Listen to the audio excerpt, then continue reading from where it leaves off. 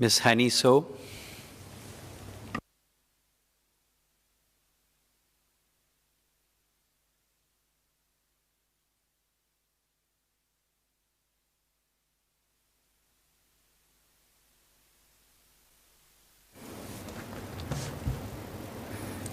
Mr. Deputy Speaker, thank you for allowing me to speak on the CPF Amendment Bill.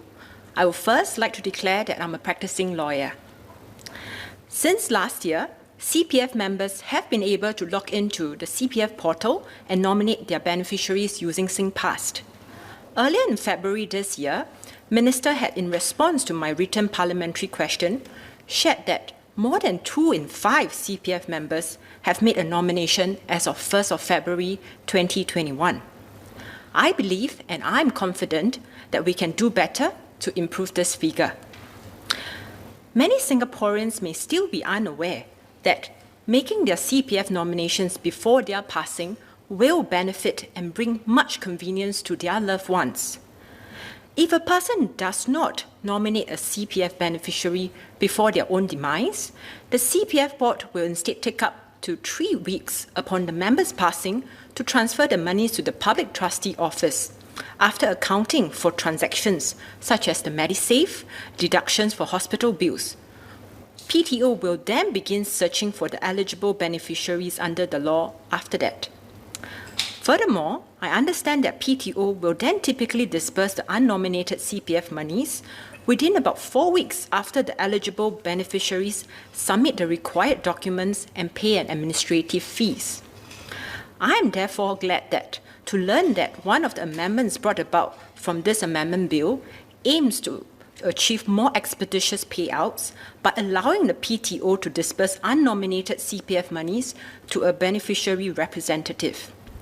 In this regard, can the Ministry share how the amendment will assist in shortening the time frame for issuing the unnominated CPF monies to the eligible beneficiaries? Apart from streamlining and expediting the release of funds for the unnominated cases, I believe that we can do more to encourage Singaporeans to make their CPF nominations, as that will allow their CPF monies to be distributed to preferred beneficiaries faster and without incurring fees.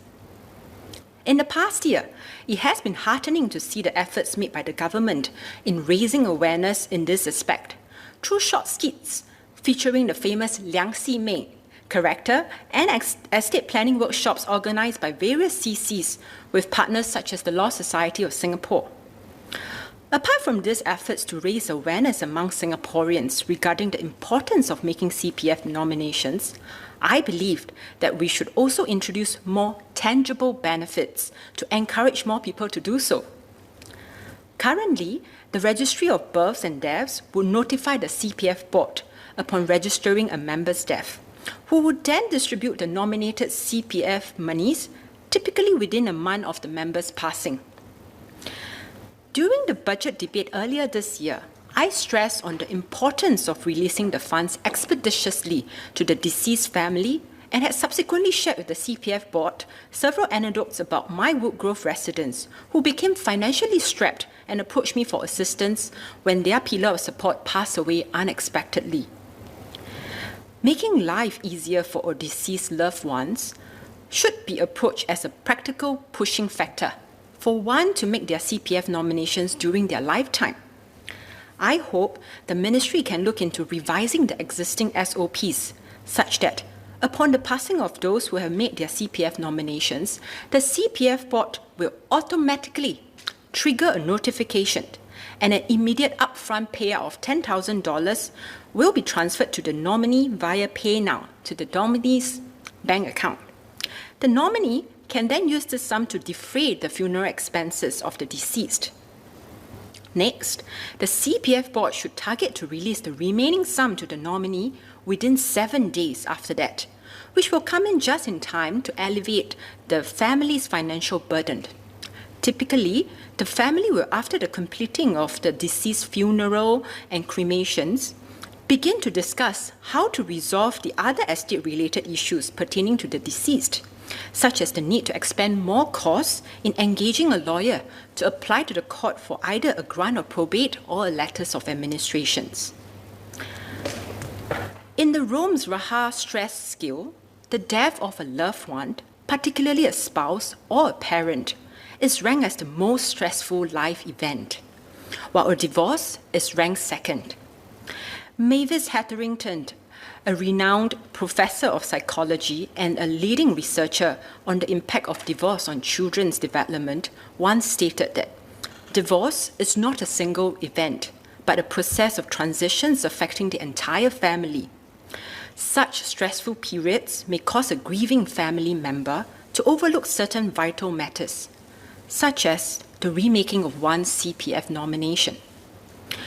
During the series of law awareness talks on estate planning that I have conducted over the years in the community, I had held numerous polls to determine if residents are aware that marriage automatically revokes CPF nominations while divorce does not.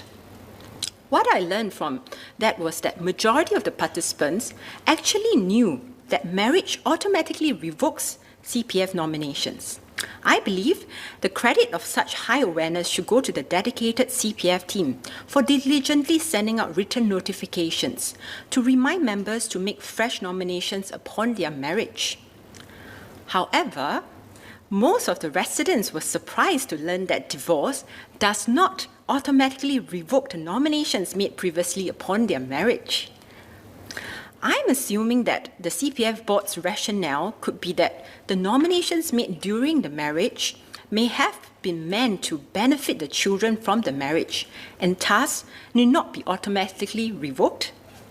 But to avoid such unnecessary controversial family disputes from arising between the estate of the deceased with the nominated beneficiary, perhaps the ministry can consider adopting the same approach by sending a notification to a member upon their divorce to remind them about a possible need to consider making a new nomination.